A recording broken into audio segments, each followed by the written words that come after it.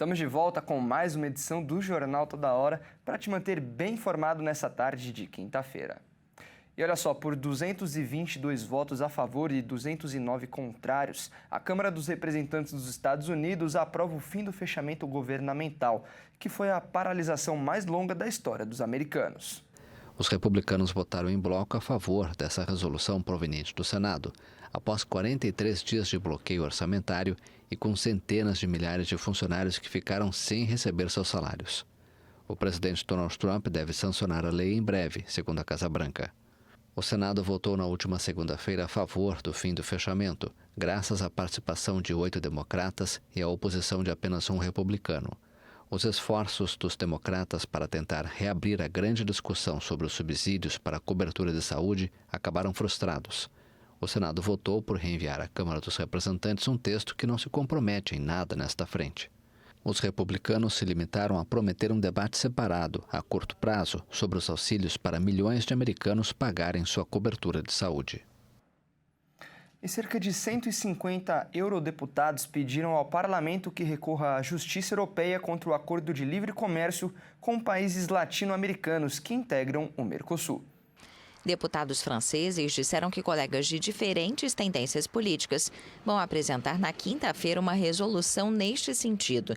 Eles esperam que a mesma seja submetida à votação nas próximas semanas. A ministra da Agricultura francesa afirmou que o país vai rejeitar firmemente a proposta de acordo comercial entre a União Europeia e o Mercosul, após o encontro do presidente Emmanuel Macron com agricultores em Toulouse. Em relação ao Mercosul, o presidente francês foi extremamente claro ao afirmar que a proposta de acordo, em sua forma atual, receberá um não categórico da França. Neste momento, a França não pode apoiar o projeto com os países do Mercosul, porque este acordo não protege os interesses dos nossos agricultores. O Tratado de Livre Comércio entre o Bloco Europeu e os países do Mercosul favoreceria as exportações de automóveis, maquinário, vinhos e bebidas alcoólicas para Brasil, Argentina, Uruguai e Paraguai. Em troca, facilitaria a entrada de carne, açúcar, arroz, mel e soja sul-americanos, o que preocupa estes setores na Europa. O acordo foi assinado no final de 2024 e foi adotado pela Comissão Europeia em setembro de 2025, mas ainda deve ser ratificado pelos 27 Estados-membros da União Europeia antes de entrar em vigor, com alguns países muito reticentes a fazê-lo, como a França. E as Nações Unidas alertaram que milhões de pessoas ao redor do mundo podem enfrentar a fome ou o risco de escassez alimentar em um contexto marcado pela falta de financiamento. Um relatório conjunto da Organização das Nações Unidas para Alimentação e Agricultura e do Programa Mundial de Alimentos afirmou que a insegurança alimentar aguda está se agravando, afetando 16 regiões do planeta. Assim, milhões de pessoas ao redor do mundo podem enfrentar a fome ou o risco de escassez alimentar em breve. De acordo com o texto, os conflitos, os choques econômicos, os fenômenos meteorológicos extremos e a insuficiência crítica de fundos intensificam condições já desastrosas.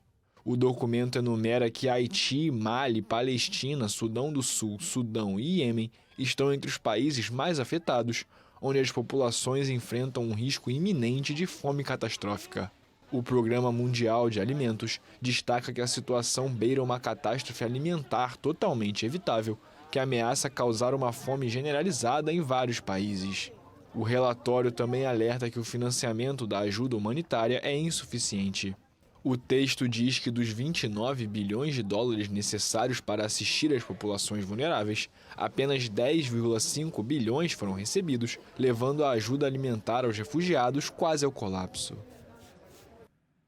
E essa edição fica por aqui. Eu agradeço demais a sua companhia. Às 14 horas você acompanha mais notícias ao vivo. Até mais!